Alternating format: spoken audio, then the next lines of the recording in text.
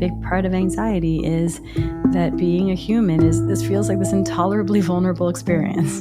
And it is sometimes ecstatic and joyful, but it is often rageful and poignant and sad, and there's loss, and that we kind of want to be here for all of it. And we want to stay wide awake for all of it. From To Be Magnetic, this is the Expanded Podcast with your host, Lacey Phillips.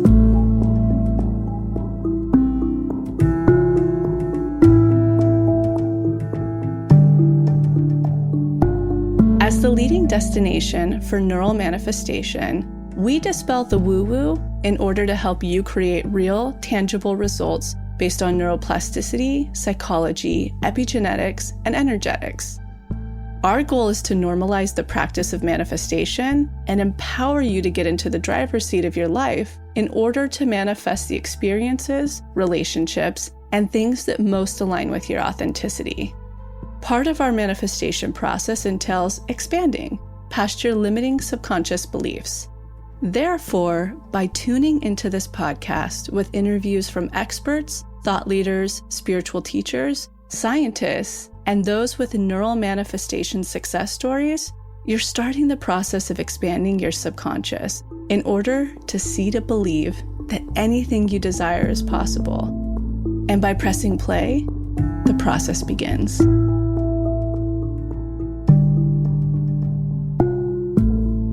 Welcome back, everyone, to another episode of Expanded. Jessica here. I am so excited for today's episode. We have on Dr. Ellen Vora.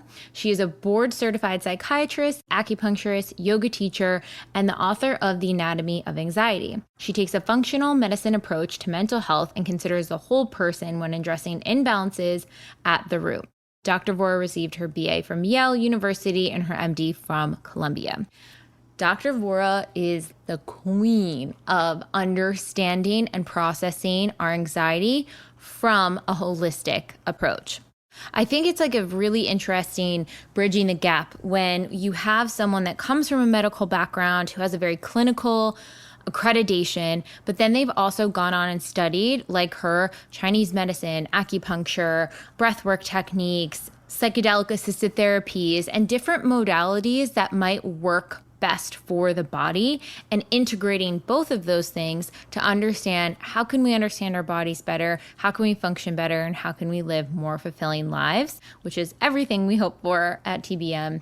And we really dive into breaking down anxiety, and how I sort of understand it is we have an epidemic of anxiety right now where it's approaching people from so many different angles. But what Dr. Vora distills down for us is that there's really anxiety that is emanating out of an imbalance in the body, whether that is a food, a diet, a toxin, a sleep issue, a screen issue, a social media issue. It starts to really understand what's physiologically happening in the body that may be causing some of that anxiety, and then working through that. And then the other layer of anxiety, the other sort of side of the spectrum of this anxiety, is the imbalance of the spiritual anxiety. And that anxiety is really rooted down in almost like an alert system saying, hey, something's not right. We need to take a look at something bigger. And so oftentimes that could be, do we need to set a boundary? Do we need to leave a job? Do we need to create an exit strategy to, move on from this town and live in a different town? Maybe it's, do I need to process a feeling? Do I need to sit with that grief that I've been suppressing for so long? Do I need to put more time aside for my self-care? Do I need to put more time aside to read and to nurture my intellectual side? Whatever it may be, it's alerting us to something that's not in balance with our authenticity and has us dig deeper to really find out what that is. And it couldn't be a more perfect time because not next week, but the week after, we will be releasing the Anxiety DI, which really helps touch on and define and figure out what that sort of spiritual anxiety is touching into. And in the episode with Dr. Vora, we really dive into all of this, and specifically she gives a ton of tips for dealing with the anxiety that stems from both the body and the spiritual side of things.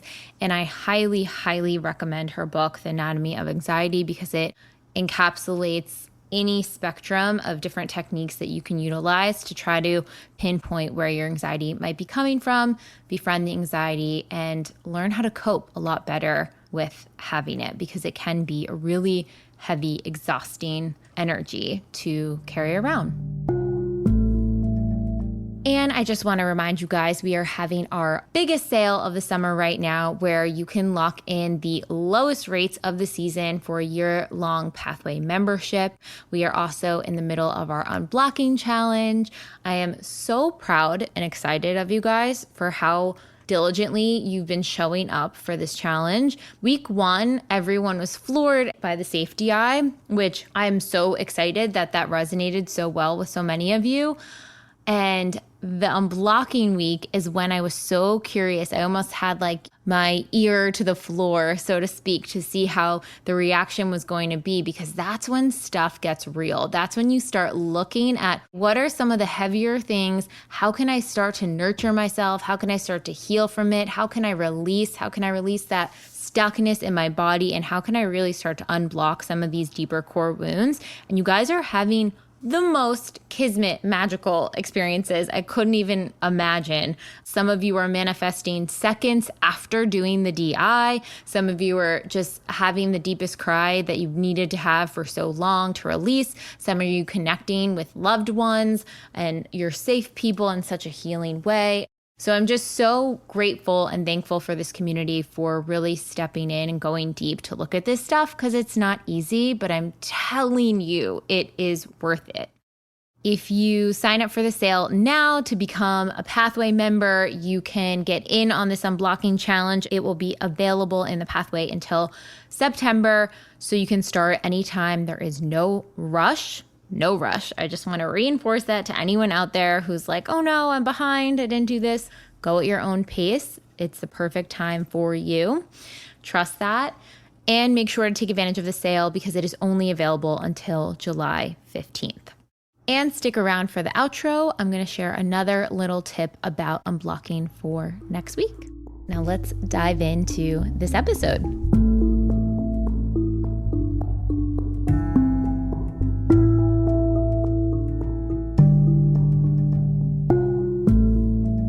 So I just wanted to kick off. This is one question we ask everyone on the podcast. And I feel like you're a very intuitive person, so you might know, but not everyone knows this. Do you know what your sun, moon, and rising sign is in astrology?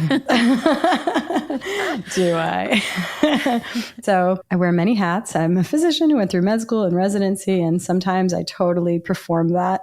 But today on this podcast, let's talk about my astrology side. Yeah. And so, my sun is in Aries. Sorry to say. No, that's fantastic. I have so many Aries around me. They're like, I don't know, the propellers that like push everything forward and take the action. I do feel a little bit like a self-loathing apologetic Aries, because I do think I carry a lot of the more negative traits of being kind of ruthless and insensitive, very masculine war energy. This is all a real growth for me in my life, is to kind of integrate that masculine energy. But I'm there. I've integrated and embraced it. But yeah, no, I'm definitely a propeller and cannot help but be. And then my rising is in Capricorn. Oh, me. Oh, yeah. Real strong energy there. Yeah. I mean, it's why when I go to the dentist, they just think I'm like the shyest, quietest, most ambitious, like random person. I just read very Capricorn in those settings, and very un-Capricorn once you know me. And then my moon is in Gemini, which I really embrace. And I think it's part of, who I'm here to be in this world, is to have this Aries, rebellious, warlike take on health and be like, hey, we're doing this wrong. We're thinking about this wrong. Let's think about it differently. And I can have those ideas. But it's really my moon in Gemini that allows me to come on podcasts and be like, let's talk about this. Let's get to the truth.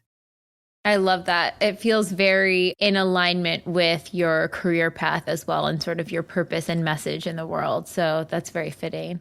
I agree. Yeah. Oh, I love that as the opening question. That's amazing. Yeah.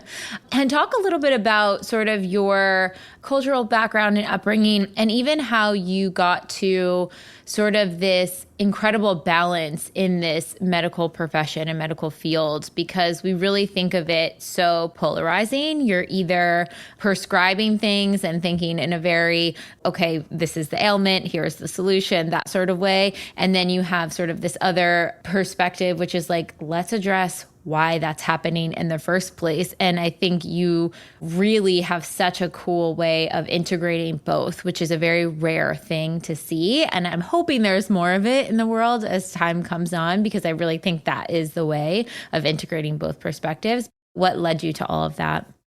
Yeah, I mean, I think my background is the least interesting thing about me, but I am just a person who grew up in the suburbs of New York City, and I was kind of hippie, kind of nerdy, and really obsessed with the brain, obsessed with the human experience and observing human behavior. And I went on to study English, but be pre-med. And then I always felt like medical school was like this plan B. And I was like, yeah, that's what I'm like heading toward. But I really feel called to being like a fly girl on the show In Living Color. Like I wanted to be a Beyonce backup dancer. None of this was, if anyone's ever seen me like dance, not remotely plausible. But that's what lights me up. That's my religion, is movement and music. But I did end up going to medical school.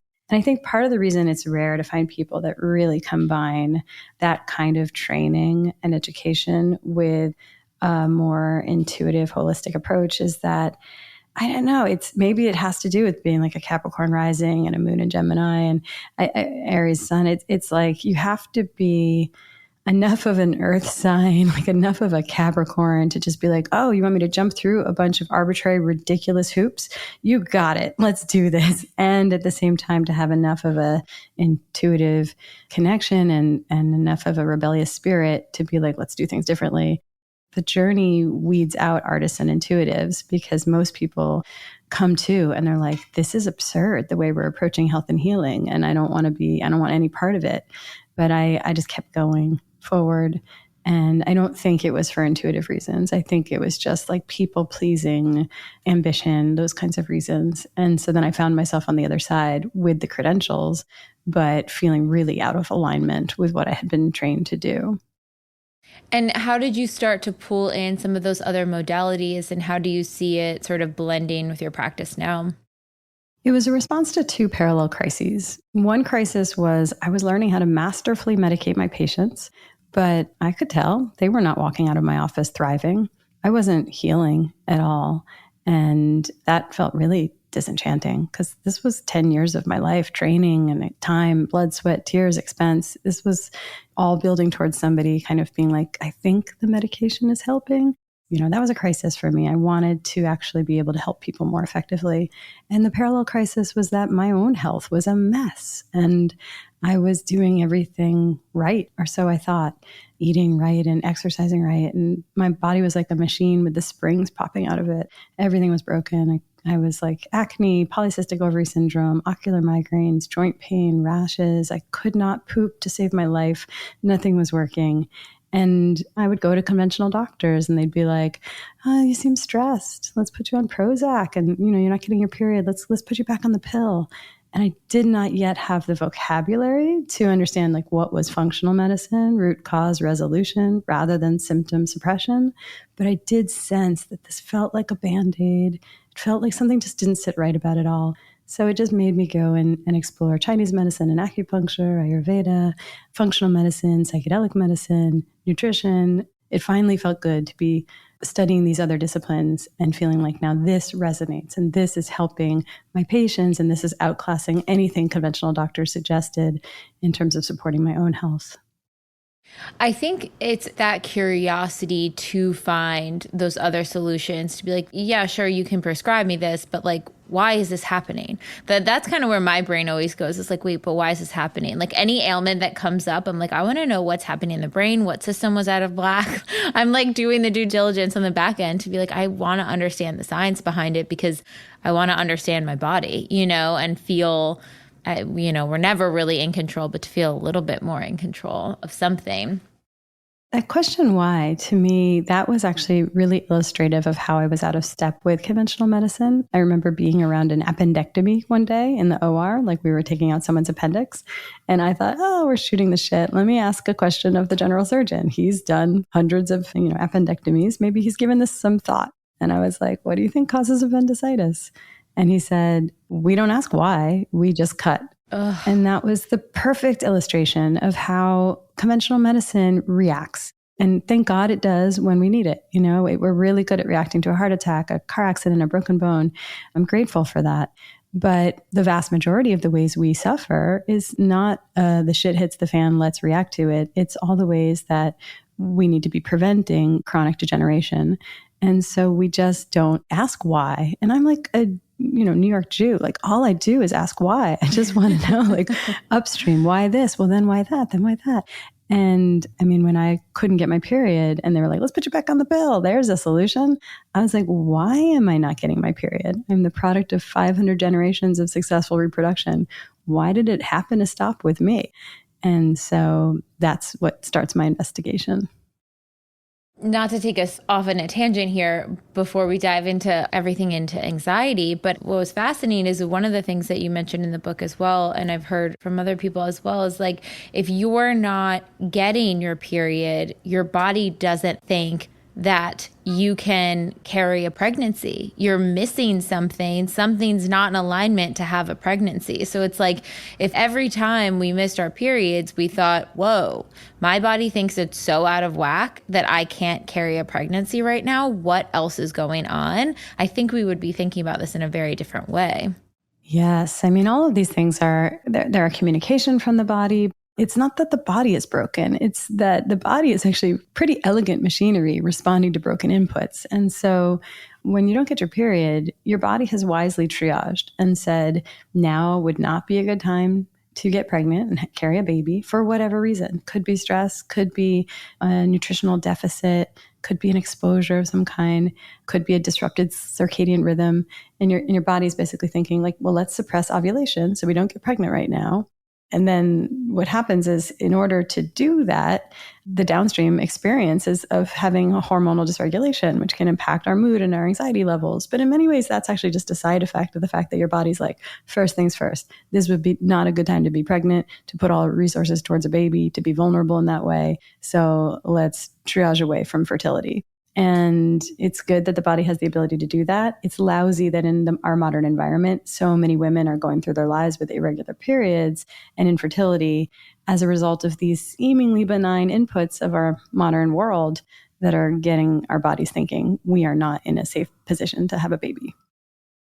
So let's jump into anxiety. I really love the approach that you took with the new book. Congratulations on the book launch as well. Thank you. It really is the anatomy of anxiety. Like, I really think it's sort of the anxiety Bible. It's like everyone needs to read it. They need to really understand how complex it is and how it's not a one size fit all. I have a close friend who's been on anti-anxiety medication forever, and she got sort of that intuitive ping to be like, what are the side effects of this thing? I've never actually looked it up. I've just got put on it when I was in my teens, and I've been on it ever since. And she looked at it and had all of these horrible symptoms, some of which were coming up in her health and in the terms of like skin issues and other things. And she's like, wait, I do not want to be on this. Is there a way for me to get off? And so the first thing I recommended to her was this book as like a starting ground to understand it a bit more. But how do you sort of interpret and understand anxiety and the ways we can sort of categorize how we can go about finding the causes of it? Yeah, I think about anxiety really differently than my training. My training taught me to classify anxiety according to our Diagnostic Statistical Manual, the DSM, to say, oh, this is generalized anxiety disorder or panic disorder or OCD or PTSD. And always with any system of nomenclature, you're trying to steer management. Partly we need it for standardization for research, but part of it is just try to say, well, if it's generalized anxiety disorder, that indicates medication and therapy. If it's a panic disorder, maybe you'd want to do cognitive behavioral therapy. If it doesn't meet criteria for generalized anxiety disorder, then maybe this person doesn't warrant medication. And to me, all of this was pretty meaningless in my practice, partly because I'm not doing a lot of prescribing. We'll talk about meds in a minute. but also because it wasn't steering management in a meaningful way for me. I realized much more useful was to think about anxiety as two types. One is false anxiety, and the other is what I call true anxiety. And this is based on the work of a woman named Julia Ross, who wrote a book called The Mood Cure, which I highly recommend, where she defines this concept of real moods and false moods. Real mood is something happened, you're in a mood as a result. There's been a loss, you're grieving. And then a false mood are those times when out of nowhere, you're suddenly sad or anxious, angry, and our brain is happy to swoop in with an explanation. It always tells us a story about why we feel that way. It says, well, I'm anxious because I got that email from my boss and the world is barreling towards certain destruction. But if you could really look under the hood of the body, what you would see is that in that moment, some state of physiologic imbalance tripped our body into a stress response, and that feels identical to anxiety or even panic. And a lot of these states of physical imbalance are caused by these really common, seemingly benign aspects of modern life, like a hangover, chronic sleep deprivation, a blood sugar crash, or being inflamed. And so those false anxiety, I don't call it false to invalidate the very real suffering of it, but to speak to the fact that there's a straightforward physiologic cause and a path out of it. And so that's how I think about anxiety. And I really like to start with false anxiety. And it's sort of the low-hanging fruit. We chip away at that first, get somebody to just be suffering a lot less. It's avoidable anxiety. We can have a lot less unnecessary suffering when we address the false anxiety. And then once we've cleared the air and someone's more physiologically in a state of balance and more resilient, then we tune in to the true anxiety, which by contrast, it's not avoidable anxiety. It's purposeful anxiety. It's not something we should be pathologizing. And it's definitely not something we can gluten-free or decaf coffee our way out of. It is our inner compass nudging us and saying, hold up, slow down, pay attention to this. You know that something is not quite right in your life, your community, the world at large, something that pertains to our unique perspective and insight and gifts, where there's a call to action baked in. It's saying, show up and take some purposeful action here to address this, to course correct. Once we're taking those steps, the feeling isn't really anxiety. It starts to transmute into a feeling of purpose. But I think that it's to make sure we recognize not all anxiety is because we drink strong coffee, but some of it is our inner compass saying, hey, things are really not okay. I think people conflate some of the physical stress responses from our diets, our sleep, our lifestyles, all of those things, especially if they are tripped up by an actual, let's say, incident. Like if they're over caffeinated, they haven't slept, maybe they didn't meditate that morning and they immediately went on a computer screen and were staring at it for hours on end. And then a coworker says something nasty to them or rude. They're like, oh, I have anxiety because this coworker. But they're kind of missing the openings that they had before that would have made them more susceptible and less resilient to deal with that coworker. Yeah, that tracks. I mean, I think that it has to do with the fact that we are perceiving the world through our brain. And when it's our brain that's physiologically out of balance, it colors everything, it tints everything. So it's like you're seeing through tinted glasses that are, giving that hue to everything you see. And when it's the brain that's inflamed or doesn't have a secure supply of blood sugar, or it's under the influence of a pharmacologic nadir or a change in hormone levels, anything that can impact our brain's functioning, we're going to be really convinced that things are doomed. And that's just it. It's like we have these brains, they have certain skills. Brains are good at learning. Brains are meaning makers. You give a brain a picture of two dots and a line, and our brain says, I see a face. And if you give our brain a hangover, a cold brew coffee, a blood sugar crash, and a screen and social media, our brain says, I have an interpersonal dynamic that's stressing me out, and I'm really concerned about climate crisis. And none of these things aren't valid. The things we get anxious about, the things that our brain tells us is why we're anxious, are all perfectly valid. They're happening. Those are our life circumstances, and it's real. But the reason it overwhelms us in that moment doesn't have as much to do with the real circumstances. It's first a physiologic state, and then a retrofitted explanation from our brain trying to make sense of a physical sensation. I think too, what I found fascinating, you really go into how to look at some of these categories in the book, but I consider myself someone who, is very mindful of what I eat and what I'm taking in. And still there were things where I was like, oh yeah, like I did think I wasn't so affected by coffee, but when I do have the afternoon one, it does affect my evening. And that moment in the middle of the night when I wake up to pee, but I look at my phone to see what time it is, it does kind of alert me to stay up longer, and it's harder to fall back asleep after that versus just not looking at any screen at all. Or the mornings I do check my phone before getting raw sunlight, it does impact my body. So it's like all these little ways that are kind of almost small fixes, not easy, but small, that we don't realize are sort of sucking our energy and changing our stress responses inside. Yes. I mean, this is where I just love information and knowledge. It's so empowering and can make such a difference because all of these things are subtle. They're all normalized. These are just how we live in normal life. Of course, you glance at your phone first thing. Of course, you have a coffee in the afternoon at 3 p.m. when you have an energy slump. Of course, you glance at your phone in the middle of the night when you pee. Who wouldn't? And so to just have the information around like, well, that glance at the phone is a hit of blue spectrum light, which confuses your circadian rhythm, goes to the suprachiasmatic nucleus in the brain and says, good morning, the sun is rising, time to suppress melatonin and release cortisol. And so it just makes it really hard to fall back asleep, not to mention the fact that we watch the clock and we think, oh God, it's 2 a.m. This means I'm having a bad night of sleep. This means I'm going to have a bad day tomorrow. When in fact, the knowledge that this is middle sleep. It's a normal physiologic wake up between two symmetric blocks of sleep. Your body just needs to pee, have a sip of water, roll over, and then you can rest in the dark with your eyes closed and fall back asleep.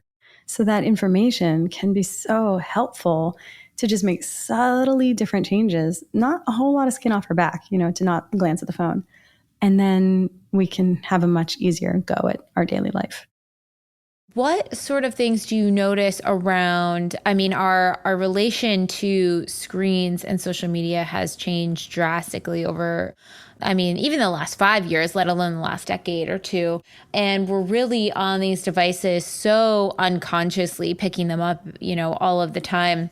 You had mentioned too, like just even the way that we stare at screens, that our eyes are fixed. We're in a way that even if we're not stressed while looking at the screen, the way that our body is positioned, it is telling us that we are in a stressed state. Talk a bit about that.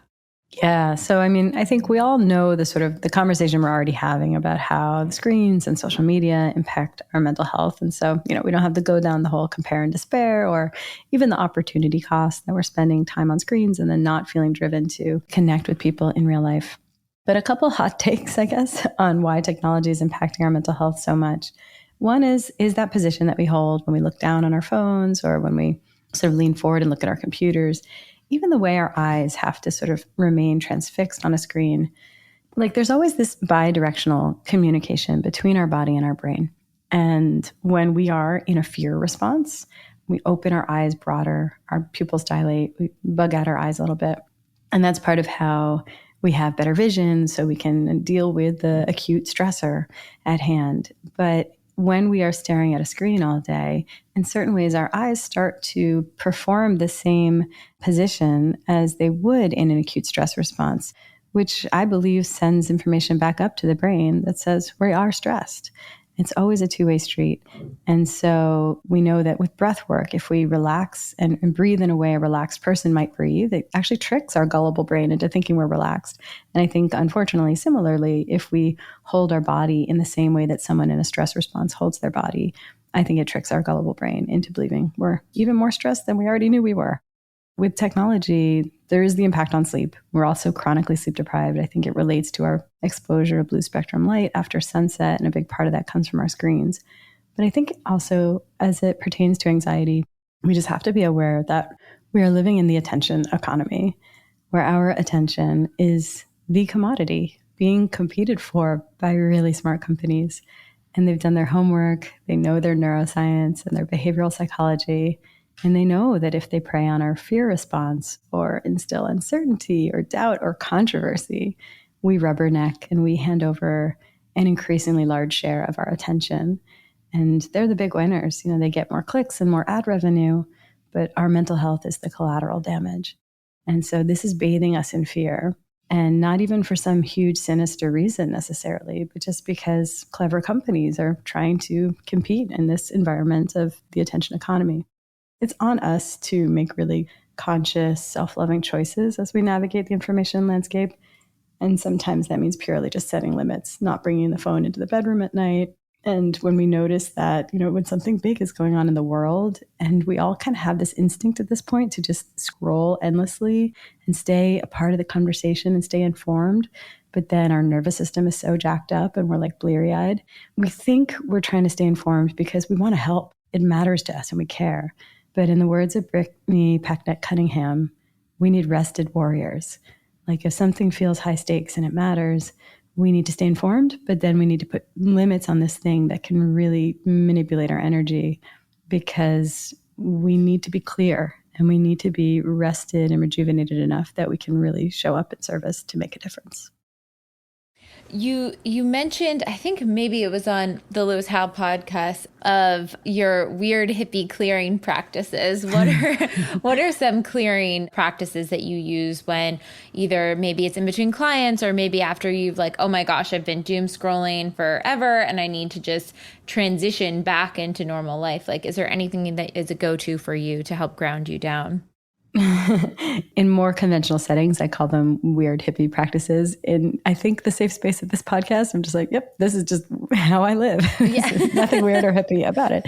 There are a lot of things I do. Some of them are not anything fancy or unique to me. Like sometimes I use nature. I go outside, or just fresh air, sunshine, movement is a really good combination. Music is always helpful. I'll put on music and I'll dance, or I'll reset with a hug with my husband. But one thing that I was taught when I studied integrative medicine at the University of Arizona so many years ago, I think 10 years ago, was this shaking practice. She called it Shake It Out. And she put on a particular track of shamanic drum music called Ama Extended Mix by the incredible drummer James Asher, an all-around just amazing human. And I'm happy to regale you with stories about him. But basically, I just put that music on, and for as much time as I have, which sometimes is 90 seconds, sometimes it's like 10 minutes, I'll just close my eyes and let my body be floppy, and I'll shake. Just move however my body feels like moving. And I find it's a very efficient and effective process for pressing Control-Alt-Delete on my stress and nervous system. It kind of excavates whatever trauma is stuck and held in my connective tissues, and it resets. I think it approximates what animals do after a stressor. Many animals shake to seem to discharge excess adrenaline and to complete the stress cycle. It tells their nervous system that the threat has passed and now they're safe. And so that's the technique I use. It's free. It feels good. It's so effective. It looks weird, but whatever. I love sharing that with other people so that they also have access to this tool. I love that. It's so funny because my fiance, his therapist had said a while ago that there's therapeutic shaking, and she sent him videos on it, and he's like, what is this? It looks crazy. But then he tried it out. He's like, whoa, it feels so good. It feels like I just got back from a workout, or you know what I mean? Like your body just feels like so relaxed after, because it's holding so much stress in it. Talk a bit about that stress cycle, because I think that's one thing that we get stuck in so much, is we do not complete that stress cycle. So what does that look like, and how can we start to take action for thoroughly completing it? Yeah, this is something I learned about from a woman named Kimberly Johnson and Peter Levine, and then the sisters Nagoski, Emily and Amelia, where our body has cycles. And, we're familiar with the arousal cycle. There's a beginning and a middle and an end. But it turns out stress is also a cycle. It has a beginning, a middle, and an end. But most of us hang out in the beginning and the middle of stress, and we just get stuck there. We don't bring it to resolution. And if you look at like an animal of prey, and it has an encounter with a predator, if it has to do the freeze response, it's having this acute life or death stressor. And many animals in that position, when they come to, once they're safe, they shake.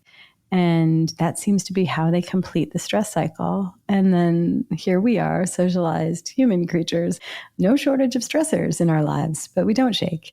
If you think about the experience of like you're walking down the street and you trip and you feel the adrenaline kind of shoot out of your adrenal glands in your lower back. You feel how suddenly your body is in a little stress response. It's not a big one. You're fine. You didn't like fall on your face. but it's stressful, but we always try to look cool and normal. So we just keep walking. We try to not draw attention to ourselves, act like it never happened. But imagine if instead you paused for that moment and you were like, okay, body, whoa, we're okay. But for a half a second, we thought we were going to fall and hurt ourselves. And to just shake it off and validate to our body that something happened there. And to tell our nervous system, the threat has passed, we're safe. And I think we're existing right now in a lot of unmetabolized stress responses where what we really need to do is ground and communicate to our nervous system, if we are in fact safe, that threat has passed, it's safe to be in our body. And I think shaking is such a good pathway to do this because it does excavate what gets stuck. It does seem to approximate that, just the physical sensation of what animals do to reset. And I think it also is therapeutic in the sense that, like, we spend so much time kind of bullying our bodies to fit into the mold of what's expected of us, what looks normal or what looks cool.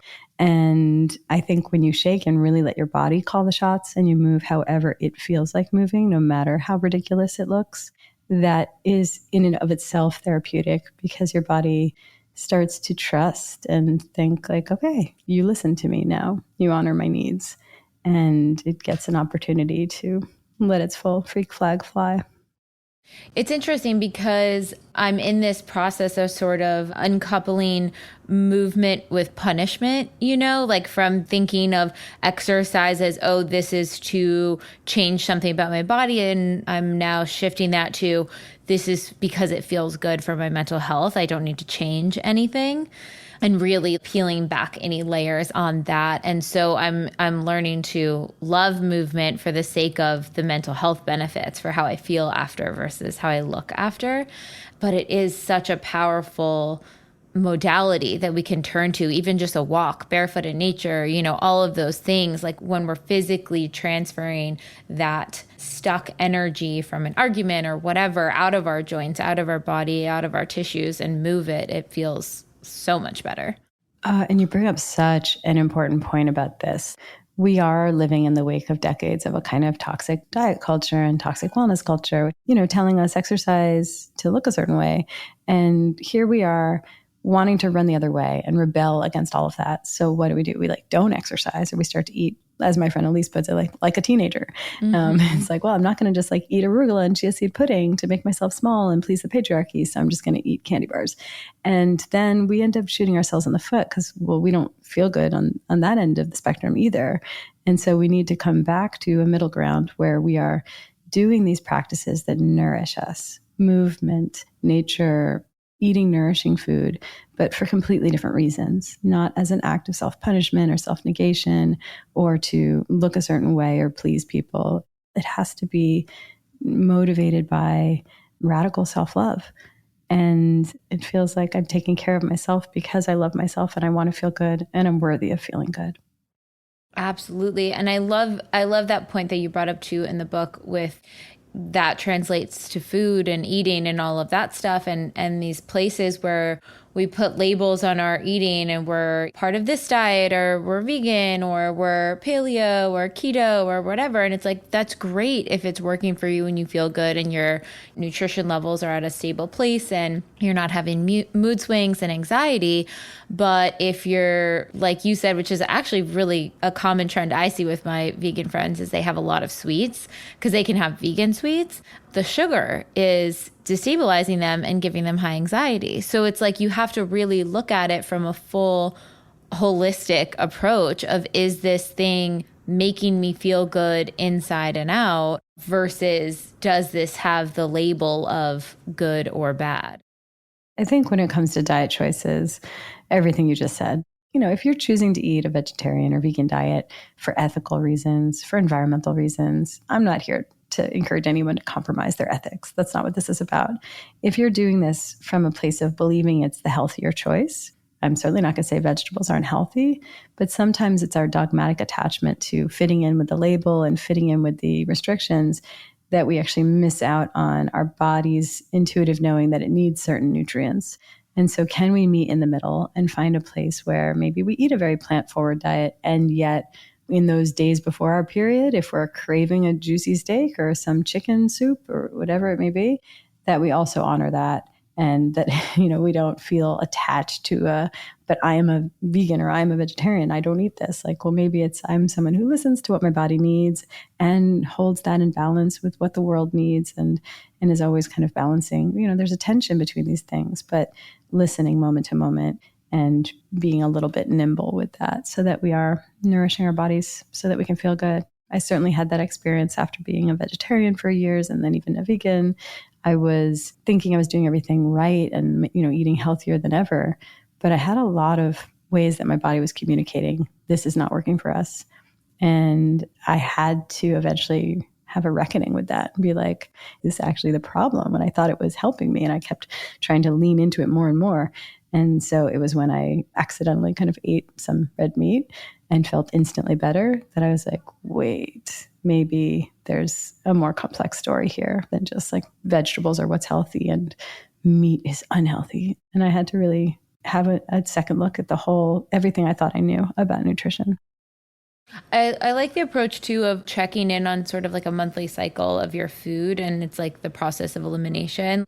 When you remove this item, how do you feel? What does your body do within that cycle when that's not the item that might be causing a stress response in your body?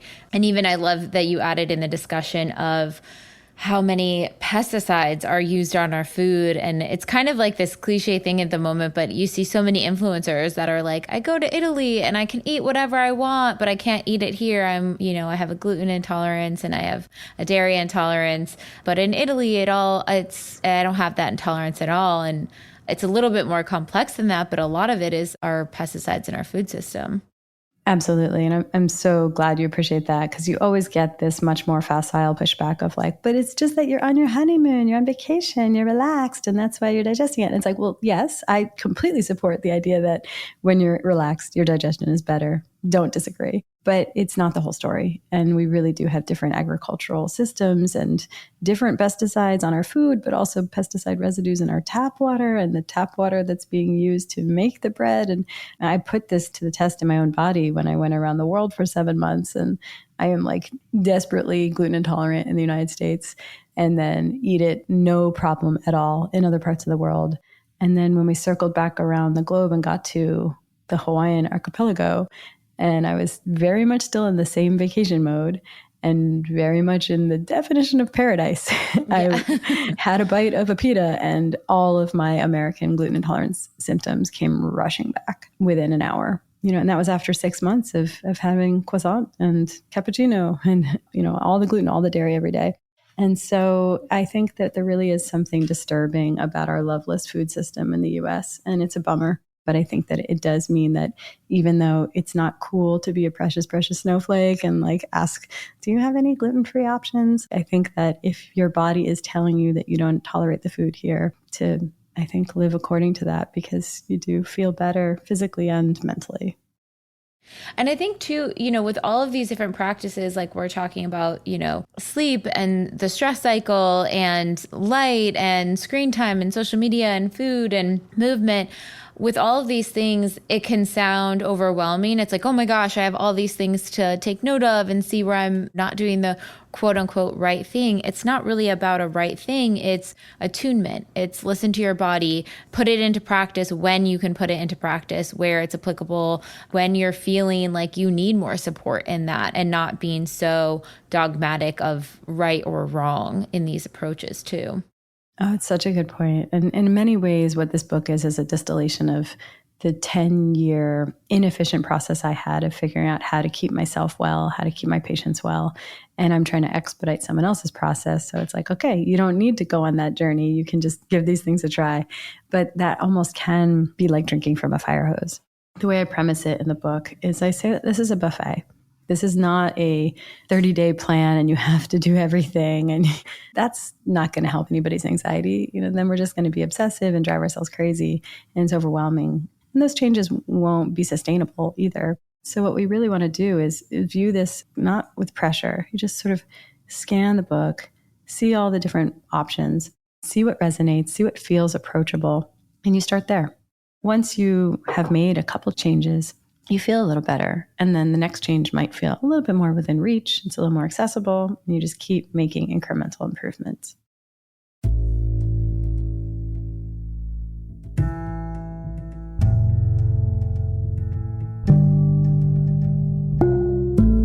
So I'm quickly interrupting this episode to invite you, if you're ready to start your manifestation journey, or if anything you've heard in our manifestation episodes has piqued your interest to begin.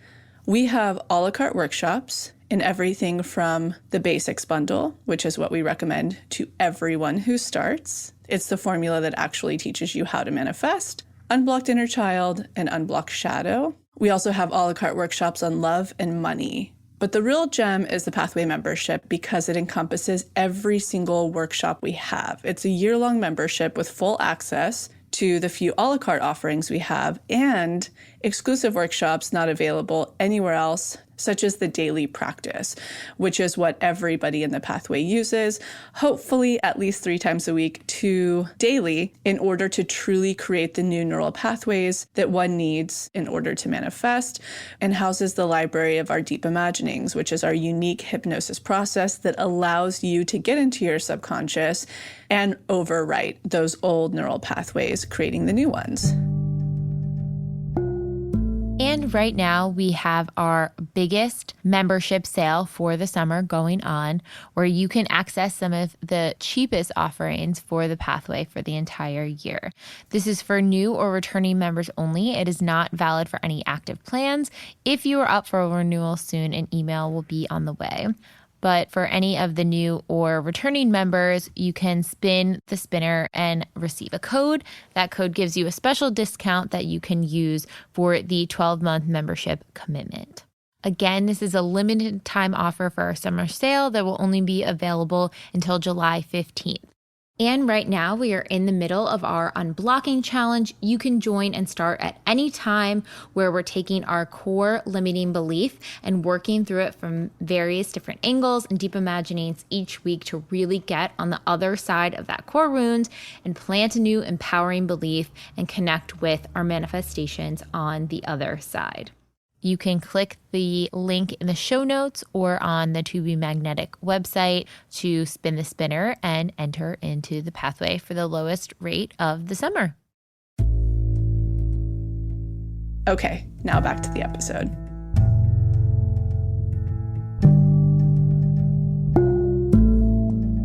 So once someone, and you kind of do this approach with your patients and clients as well, but as they first look at, okay, under the false anxiety, even though it is 100% real, I also like calling it false because it makes it feel like it's a fixable anxiety. Mm-hmm. You're not stuck with it. You don't have this, oh, I am just an anxious person. You're not attaching to it in the same way. You're like, oh, this is a physiological response.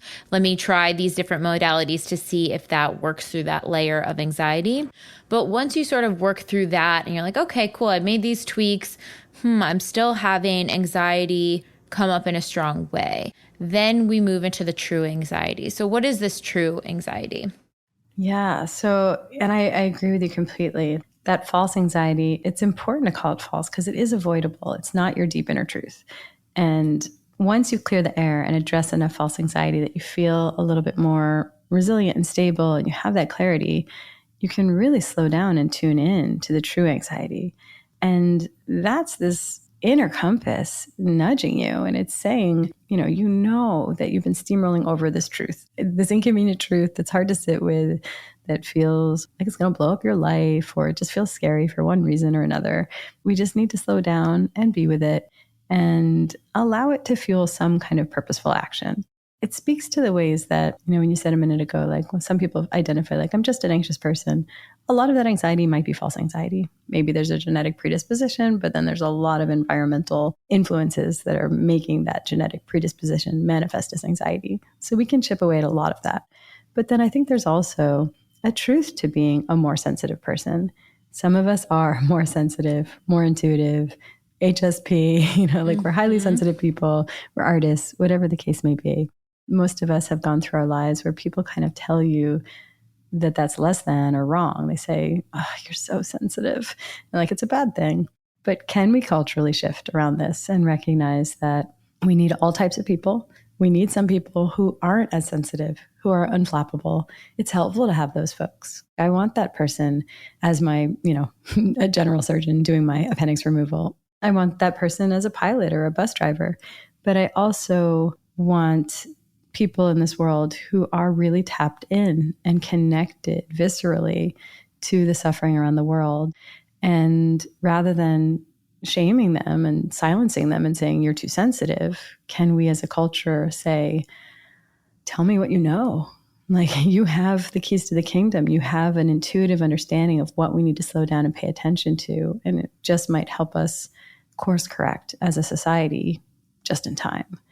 And I think that for people that know of themselves to be sensitive and intuitive and just on that anxious end of the spectrum, once you've identified your dietary intolerances and reduced your caffeine and your alcohol and you started completing the stress cycle and, you're shoring up all the unnecessary suffering and all the unnecessary anxiety, when what is left behind is a visceral connection to what's not right in the world, can you embrace that and integrate that? And can you recognize that it's a harder path, but it's a higher calling? One way that kind of, I think, explains through this differentiation between the true and false is the Sunday Scaries. Everyone is so familiar with that. It's this millennial trope of, oh no, Sunday Scaries, blah, blah. There's a million memes. People are, on social media. I think the statistics showed like Sunday is one of the most active evenings that people are on social media because they're kind of like looking for like, oh no, I'm about to start the work week. There's an escapism. But so what would false anxiety look like that might be causing the Sunday Scaries, and what would true anxiety look like causing Sunday Scaries? Yeah, you're right. It really exists at the interface between the two. Because there's a lot of false anxiety to the Sunday Scaries. And I think that's actually very empowering to understand. We hit the French press a little harder on the weekends. We're drinking more and stronger coffee. We might be drinking alcohol more. So we're hungover perhaps on Sunday. And there's this social jet lag that happens where we shift our circadian rhythm a little bit on weekends, stay up later, sleep in later. And then we're trying to like kind of get that back on track for Monday morning. And so there's just a lot about our physiology that's getting pinballed all over the place on weekends. There is absolutely a true anxiety component to the dread we feel Sunday night. And we've arrived at this moment where we're really burned out and we don't feel like we have our full humanity protected and safe and autonomous and valued in the workplace. I don't know. I mean, all I can say is I was a highly sensitive person with a highly conventional job for a long time, and it was a shock to my nervous system every single morning. And I have, through some degree of privilege and sheer, I could not tolerate the alternative, have carved a life where I can start the day slower and spend my time doing things that are meaningful and purposeful. And I feel like my time is valued and I have autonomy over how I designate, how I use my time. And I've found that that has all been necessary for me to not dread Monday morning. And not everyone's in a position to get there. I certainly wasn't for many years of my career. But I think that I would love to see us shape our work world, acknowledging that we now have this blurring of boundaries between work and personal life. We don't have boundaries around work. We work at night, we work on weekends, we work on vacation. And for that to be sustainable, we need to fiercely and unapologetically protect leisure time. We need to somehow have a day off here or there, an afternoon off. We need more spaciousness in our lives. It can't always be work. We're just so burned out. And then we're not motivated or engaged or creative or having new insights. And so nobody wins when we're all just a shell of ourselves, dreading work, showing up, checking out, scrolling Instagram while we're at work. I think that we need to reset the whole system. Very, very true. There's this one passage, I'm going to read it because it was just so good. You say, we're distracted and prone to procrastination at work precisely because we never really rest. Of when we are supposedly relaxing, we're also checking work emails, squeezing in a regimen of intensive self-care. How can we expect to gain the restoration we need to later engage in significant work? We're only ever half off when we're supposed to be off. So we're only ever half on when we're supposed to be on, creating this vicious cycle. We lack that sense of satisfaction for a job well done during the day, and we feel even more pressure to rest. I mean, that is just so powerful for this time in particular as well. I think it really makes me think about the Taoist symbol of the yin yang, where, millennia ago, they appreciated that the yang aspect, action, sun energy, masculine energy, doing, productivity, exists in a perfect dynamic equilibrium with the yin aspect, that more feminine moon energy, resting, receptivity, non-doing. And we happen to live in a moment that's obsessed with yang. And if you catch somebody seemingly valuing yin, if you look closer, it's actually yin in service of yang. We think, oh, let me meditate so that I can be more focused and productive at work. Or let me get a good night's sleep so that I can do a good job at my presentation tomorrow morning. And we're not valuing rest and leisure in its own right. That's really showing up in our burnout. And so, when you have a day to just be in nature and do nothing, do you feel lazy and slothful and unproductive? Or do you see yourself as worthy of that rest and leisure? What do you think ultimately some of these true anxieties come down to? Like, is this our existential call of the human experience? Do you find it's a lot of related to childhood traumas and sort of our limiting cognitions and limiting beliefs that were sort of what we took away from early formative experiences? What is rooting back? Is it chasing that unmet need from childhood, or is it kind of a combination of all of it? I often give like an ever so slightly more palatable answer to this, but I'm feeling like we can go one layer a little bit deeper. Oh, yes, definitely with this audience. Okay. So, the more palatable answer is our true anxiety is here to make sure that we see what's messed up in our world, and take action. But I think that there's even something bigger happening right now, and we're shifting on a really cosmic level. I think about how when I talk to patients about social media and how it's affecting their anxiety levels, part of what I'm saying is like human brains were not designed to be able to grapple with this much suffering. Like we basically knew of our, on the proverbial savannah of evolution, we knew of our immediate communities, 100 people, 120 people maybe. And if there was drama, if there was a problem, if there was suffering, we knew of that. And that would come up now and then, and other times things would be somewhat tranquil. And right now, of course, at all times, there's suffering somewhere in the world. And we're just not equipped to triage that and to be able to rest and relax into sleep when every single night there's some horrible thing happening in the world. But right now with social media, we're able to know about all bad things at all times in all corners of the world. It's too much. But I actually think that it's by design, almost on some cosmic level, that we're at this moment where we are aware of everything. And I think it's asking us to play a role in rebalancing and in shifting the world on a much grander scale from a place of fear to a place of love. So I think that it's harder right now because we're aware of so much more suffering. But I think we're in a position to do bigger things to make sure that we're playing our part in contributing to that shift. So it's almost like this idea that, okay, our nervous systems are not equipped for taking on this much at once. And we're going to need to figure out how to set individual boundaries and parameters to not overload us. But it does help us look at these kind of really global issues and see, well, what is my calling? What is my role in this? I can't do everything. I can't fix all of the things. Really listening to that inner voice. What part of this can I help with? So well said. And we don't have to be every kind of activist. We need to listen for what lights us up, what is absolutely uniquely the thing that lights our heart on fire. And I think that trauma actually does pertain to this. And I think of trauma as living at the interface of false anxiety and true anxiety as well. And there's an aspect of it that's very true. It's what makes us up. When you look at epigenetic trauma, like the ancestral trauma, intergenerational trauma, what we carry, it needs to be honored. It needs to be listened to. We need to tell that story and carry forth the learnings from it. And I think there's a false anxiety component to trauma in that what was once adaptive becomes maladaptive. If you were in an unsafe environment in childhood, it was adaptive to be hypervigilant and in a state of hyperarousal and to perceive threat everywhere. And the trouble with trauma is that it kind of leaves the limbic system with the foot on the accelerator pedal, and we still perceive threat everywhere, even if we're no longer in as threatening of an environment. So then it's become maladaptive and it just gets in the way of being able to relax into life and enjoy things. When there's trauma, we need to reprogram at the level of the limbic system to take the foot off the accelerator pedal to make sure that we're not always in a state of hyperarousal and hypervigilance.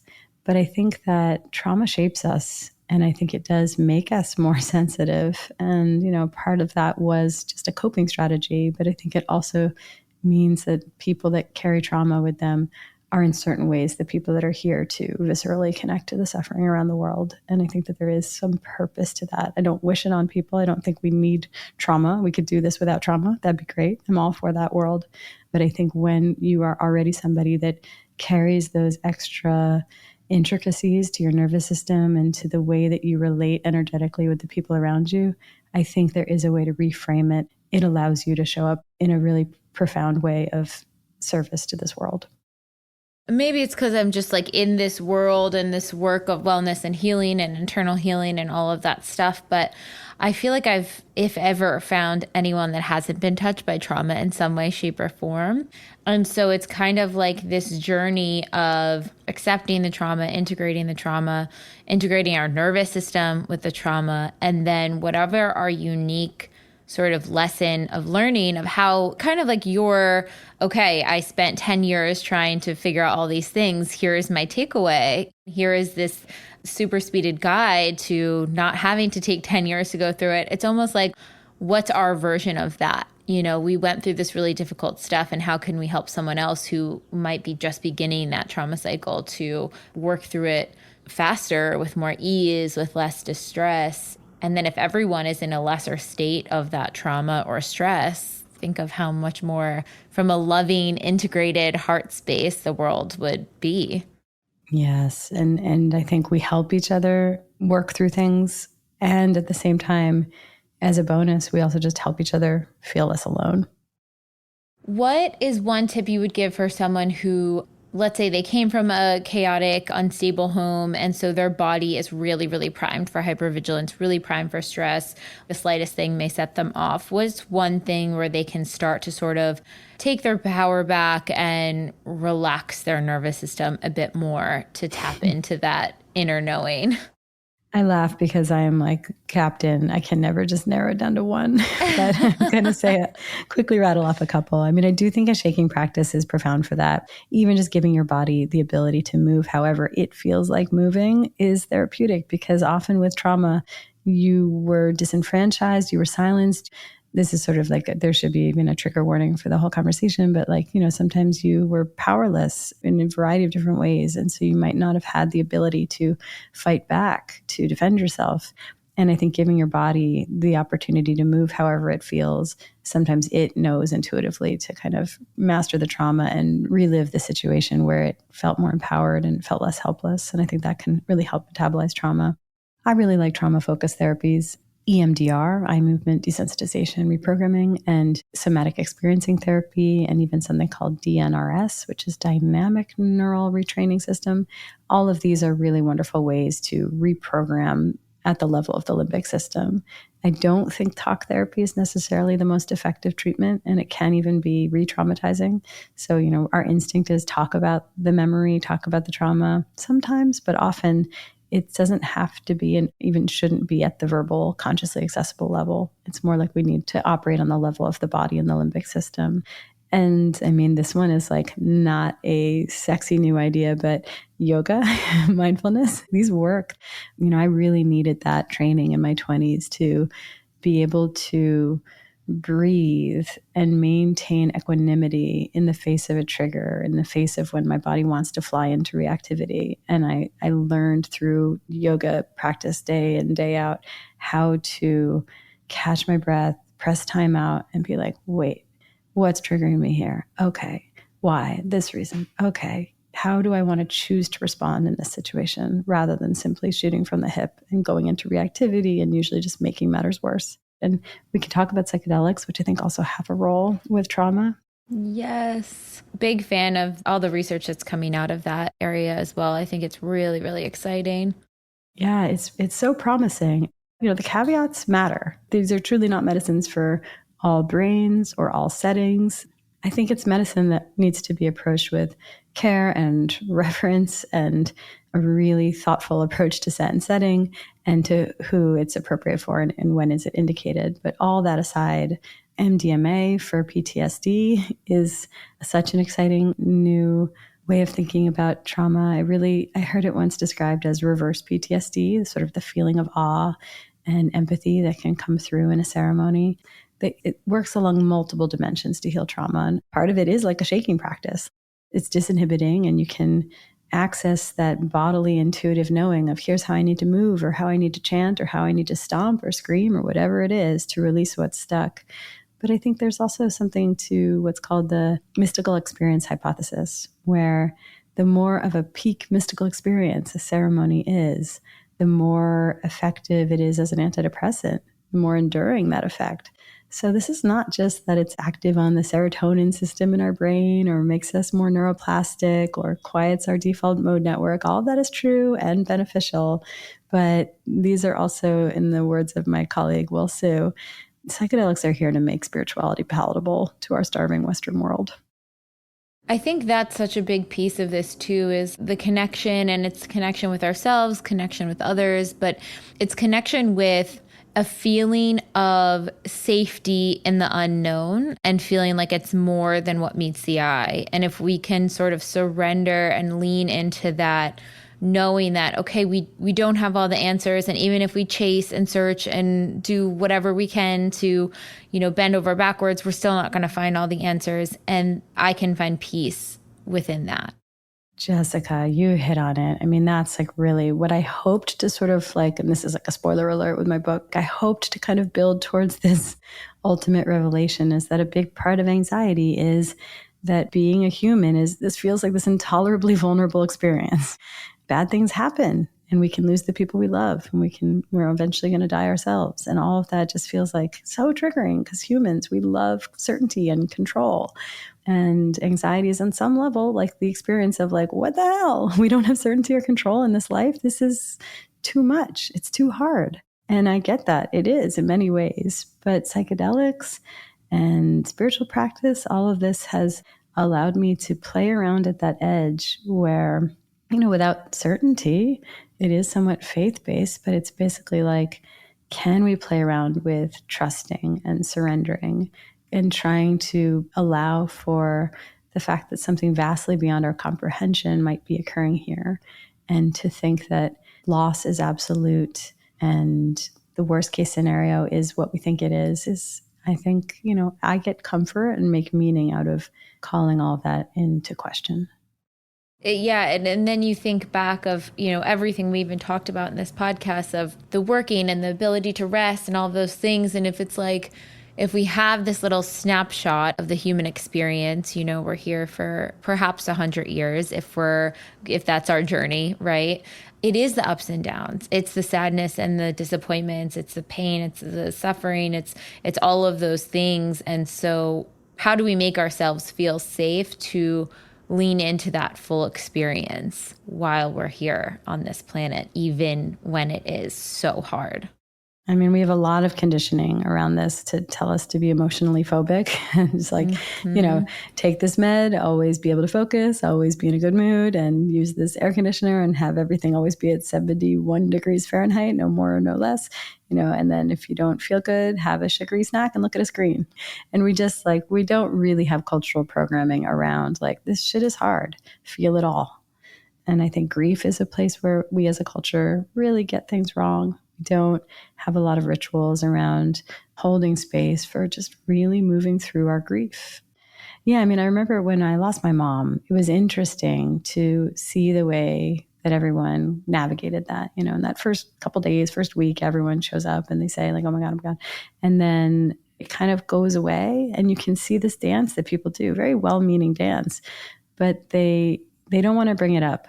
Partly because they've forgotten, they've moved on, partly because they're uncomfortable with the reality of a person in mourning, but partly because they don't want to trigger someone else into being with their grief. And I guess I just always thought about it really differently. If someone, kind of stumbled their way into being 4 months after my mom passed away, how are you doing with that?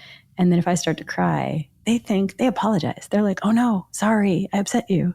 But I'm thinking, no, thank you. Thanks for holding space for this. I want to cry right now. I want to talk about it and think about it and feel it. We don't have a culture yet that gives us permission to move through all of the emotions and see this as the exquisite combination of what it is to have a human experience. And it is sometimes ecstatic and joyful, but it is often rageful and poignant and sad, and there's loss. And that we kind of want to be here for all of it. And we want to stay wide awake for all of it. So well said. It's even in the opening to the painful parts that we even have access to the deeper, joyful, beautiful, loving feelings as well. You know, the more we can really feel the hard stuff, the more we have so much reverence and appreciation and just awe for the beautiful aspects as well. It's funny how it works, right? It like unlocks it. It really does. They exist in balance. The yin yang symbolism never wrong.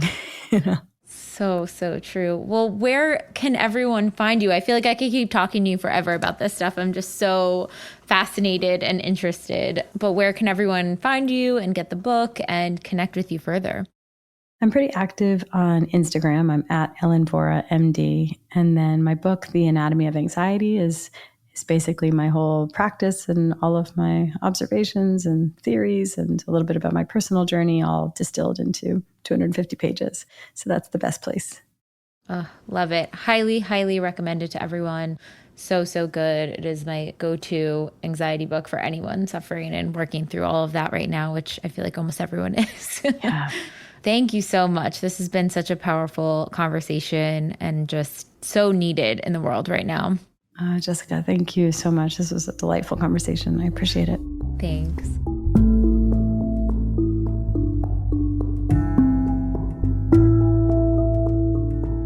So next week, we are kicking off into the Fear DI in the Unblocking Challenge. And the Fear DI is honestly really powerful and can kind of help you in numerous different ways. In the function of this challenge, we're addressing any fear that's coming up against getting rid of this limiting belief and clearing and healing through it, and then figuring out any fear we have about stepping into our empowered belief and our true authentic self.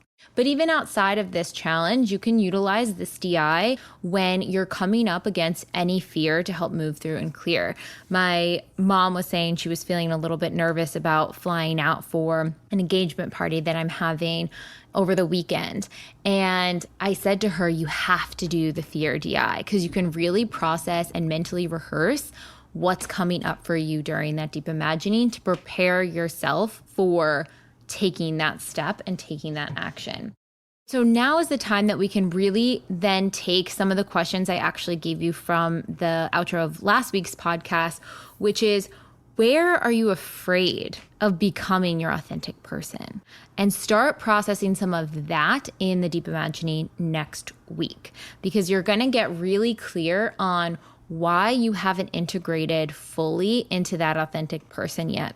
And oftentimes we find that there's something we're getting out of the old limiting beliefs. So maybe it's you don't have to face rejection, or you don't have to face uncertainty. How can you face uncertainty or rejection in the DI and cope and come out stronger on the other side? And just one quick reminder, because I keep seeing a lot of people in the Pathway membership group and through DMs say that, wow, I'm uncovering so many layers and so many blocks and so much trauma.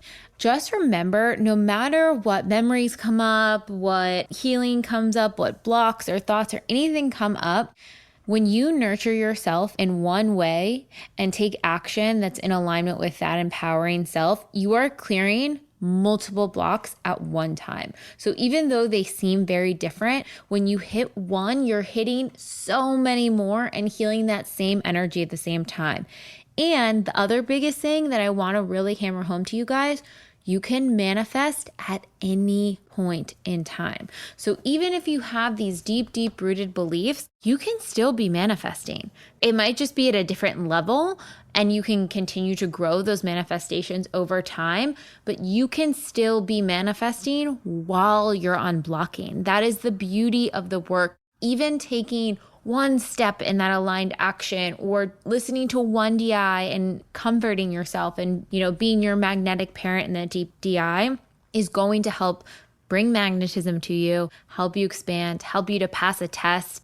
Doing that empowering belief is going to be able to have you stand in that empowered self when you are facing that test or that trigger. All of that is going to make you magnetic. So don't lose faith. Stay strong. You got this. I'm proud of you guys. And for anyone who wants to follow along and join the challenge and join the pathway, be sure to check out our sale. The challenge is free to all Pathway members inside of the Pathway portal. We'll see you next week.